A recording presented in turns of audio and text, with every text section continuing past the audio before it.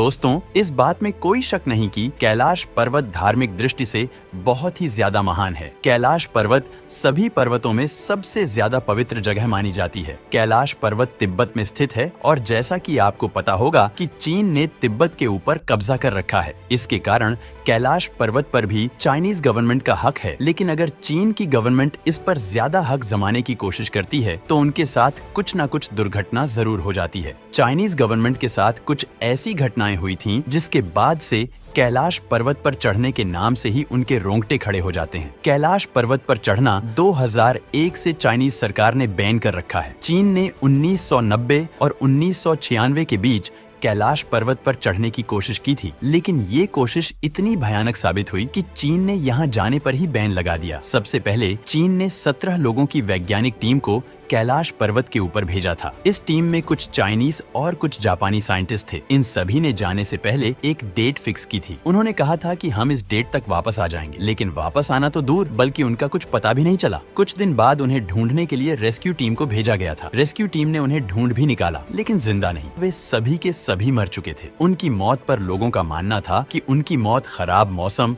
और बहुत अधिक कमजोरी की वजह से हो गई, लेकिन उनकी मौत की असली वजह आज तक सामने नहीं आई। ये लोग अपने साथ जो कैमरास ले गए थे, वो कैमरास भी पूरी तरह से खराब हो चुके थे। इतना कुछ होने के बाद भी चीन ने हार नहीं मानी, क्योंकि उन्हें ये जानना था कि जिस कैलाश पर्वत को इतना पवित्र और ताकतवर माना जाता है, आखिर इसके ऊपर क्या है। ऐसी कई सारी कथाएं हैं जिनमें ये बताया गया कि कैलाश पर्वत के ऊपर शिव जी का घर है और साथ ही स्वर्ग तक जाने का रास्ता भी है। इसलिए चीन ये जानने के लिए बहुत ही ज्यादा उत्सुक था कि आखिर यहाँ पर ऐसा क्या सीक्रेट है। अगली बार कैलाश पर्वत पर जाने के लिए उन्होंने हेलीकॉप्टर का सहारा लिया। आमतौर पर हेलीकॉप्टर और एरोप्लेन को कैलाश पर्वत के ऊपर से उड़ाना सख्त मना है, क्योंकि यहाँ का मौसम इतना ज्यादा खराब होता है कि कोई भी हवाई जहाज इसमें टिक नहीं सकता। लेकिन चीन ने फिर भी एक हेलीकॉप्टर वहां पर भेजा। चीन की मीडिया रिपोर्ट ने कहा कि जब उन्होंने हेलीकॉप्टर से उड़ान भरी तो शुरुआत में उन्हें कैलाश पर्वत के काफी सुंदर नजारे दिख रहे थे। उन्हें ये लग रहा था कि इससे ज्यादा सुंदर और शांत जगह कोई हो ही नहीं सकती। इनके साइंटिस्ट का कहना था कि ये सफर अगर ऐसे ही चलता रहा तो उन्हें किसी बात की चिंता नहीं है, लेकिन उन्हें इस बात का नहीं पता था कि ये तो सिर्फ अभी ट्रेलर है, लेकिन पिक्चर तो अभी बाकी है। थोड़ी ही देरी में ऊपर जाने के बाद कैलाश पर्वत के वातावरण में बहुत ही ज्यादा बदलाव आने लगे और जिन नजारों का ये मजा ले रहे थे, अब ये नजारे ही उनके लिए सजा बनने वाले थे। कुछ ही ऊपर जाने के बाद उनका सामना हिमस्खलन से हुआ। उनका कहना था कि कैलाश पर्वत के हिमस्खलन बहुत ही ज्यादा विशाल और खतरनाक थे। नीचे देखकर जब उन्होंने ऊपर देखा तो उनकी आंखें फटी की फटी रह गई, क्योंकि ऊपर की तरफ ऐसे घने और काले बादल थे कि मानो वो हेलीकॉप्टर को निगल ही जाएंगे। जैसे जैसे ये और ऊंचाई पर गए, वहाँ बिजली कड़कने लगी और जोरदार बारिश होने लगी। वहाँ पर ऑक्सीजन लेवल भी बहुत कम हो गया, जिसके चलते हेलीकॉप्टर का इंजन भी अच्छे से काम नहीं कर रहा था। साथ ही हवा का प्रेशर इतना ज्यादा हो गया कि हेलीकॉप्टर को कंट्रोल करना बहुत ज्यादा मुश्किल हो गया था। वैज्ञानिकों की माने तो उनका कहना है कि कैलाश पर्वत पर जाकर दिशाएं गायब हो जाती हैं, इसलिए उन्हें बहुत ही ज्यादा दिशा भ्रम हो रहा था। उनके लिए ये बताना मुश्किल था कि नॉर्थ और साउथ किस ओर है। उनके पास जो कंपास था वो भी पूरी तरह से काम करना बंद कर चुका था। उन्हें कुछ भी समझ नहीं आ रहा था। उनके पास सिर्फ एक ही डायरेक्शन थी, वो थी ऊपर जाना। जैसे ही वे ऊपर जाते हैं, वातावरण इतना ज्यादा खराब हो गया कि हेलीकॉप्टर में वार्निंग सायरन बजने लगा। ये सब देखकर उनका दिल जोर जोर से धड़कने लगा और उनके दिमाग में वापस जाने के ख्याल आ रहे थे। अब वापस जाने के सिवाय इनके पास और कोई चारा भी नहीं था, वरना इन्हें अपनी जान यही गंवानी पड़ती। उन्हें ये मिशन आधे में ही रोकना पड़ा और वहाँ से अपनी जान बचाकर भागना पड़ा। दोस्तों, कैलाश पर्वत पर चढ़ना नामुमकिन माना जाता है, यहाँ तक कि हेलीकॉप्टर भी उसके ऊपर चढ़ने में नाकाम रहे। इस हादसे के बाद चीन बहुत डर चुका था और उसके बाद उन्होंने कभी भी कैलाश पर्वत पर चढ़ने की कोशिश नहीं की। यहाँ तक कि इन्होंने कैलाश पर चढ़ना भी बैन कर दिया। लेकिन इतना कुछ होने के बाद भी उन्होंने एक बार आखिरी कोशिश करने की सोची और दुनिया के 4 सबसे बेहतरीन माउंट क्लाइंबर्स को बुलाया और उन्हें कैलाश पर्वत पर चढ़ने का मिशन दे दिया। इन चारों का प्लान कैलाश पर्वत की पीक से नीचे बह रही जलधारा तक पहुँचने का था। इन चारों ने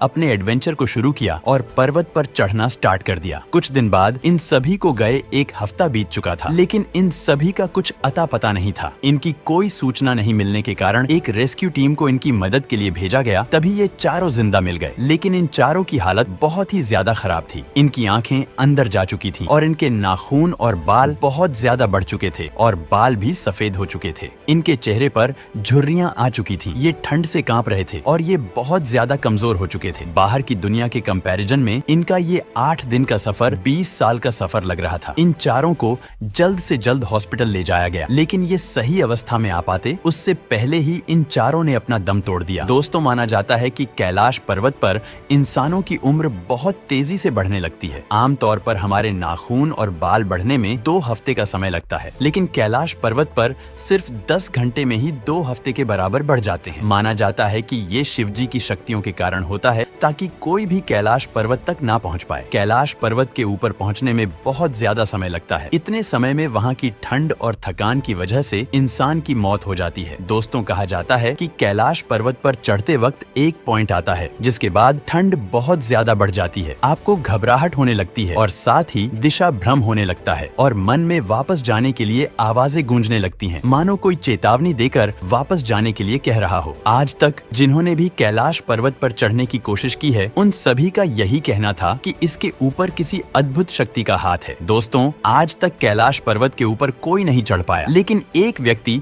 जिनका नाम मेलारेपा था, ये एक बौद्ध भिक्षु थे और ये कैलाश पर्वत के ऊपर चढ़े थे। माना जाता है कि इतिहास के ये इकलौते ऐसे व्यक्ति थे जो कैलाश पर्वत पर चढ़ सके। नीचे आने के बाद इनसे सभी ने पूछताछ करने की कोशिश की, लेकिन इन्होंने किसी से बात नहीं की, जिसके कारण कोई ये पता नहीं लगा सका कि ऊपर क्या है। लोगों का कहना है कि मेलारेपा पहले से ही काफी तेजस्वी थे, लेकिन कैलाश के ऊपर से आने के बाद उनमें बहुत बदलाव आया था। उनकी आंखों को देखकर ऐसा लगता था कि जैसे उन्होंने दुनिया का सच जान लिया हो। मरने से पहले उनका स्वास्थ्य बहुत ही अच्छा था, लेकिन फिर भी उन्होंने कैलाश पर्वत के आने से 7 साल बाद 1135 में इस दुनिया को छोड़ दिया। दोस्तों, कैलाश पर्वत के बारे में और कई खास बातें हैं, जैसे कि एक रसियन वैज्ञानिक जिन्होंने अपनी जिंदगी कैलाश पर्वत पर लगा दी। इनके द्वारा एक किताब लिखी गई है। उस किताब में इन्होंने बताया कि इस पर्वत के ऊपर कोई ना कोई बहुत बड़ी शक्ति है जिसे इंसान नहीं समझ सकते। इन्होंने अपनी किताब में लिखा कि अगर आपने कैलाश पर्वत पर 1 महीना बिता लिया तो ये 1 महीना ही आपकी 20 साल की जिंदगी के बराबर हो जाएगा और ये 1 महीना ही आपकी 20 साल की जिंदगी ले लेगा। दोस्तों, सभी का कहना है कि कैलाश पर्वत के ऊपर ही नहीं बल्कि कैलाश पर्वत के अंदर भी अलौकिक शक्ति है। उनका कहना है कि जब कैलाश पर्वत में रात हो जाती है तब वहाँ से ओम की आवाज सुनाई देती है। इनका ये भी कहना है कि कई बार आपको पहाड़ के अंदर से फुसफुसाने की आवाजें भी सुनाई देती है। अगर उनकी बात माने तो पहाड़ के अंदर कोई रहता है। तिब्बत की एक पुरानी किताबों में ये लिखा है कि कैलाश में एक ऐसी जगह है जहाँ से आप स्वर्ग में जा सकते हैं। कई हिंदू ग्रंथों में लिखा है कि यहीं से सारे देवी देवताओं के जन्म हुए हैं और ये भी माना जाता है कि भगवान कृष्ण का आखिरी अवतार यहीं से होगा। तो दोस्तों, आपको क्या लगता है कि कैलाश पर्वत के ऊपर शिव रहते हैं या फिर कुछ और, जिसका हम आज तक पता नहीं लगा पाए? इसके बारे में आपकी क्या राय है? हमें कमेंट में जरूर बताएं।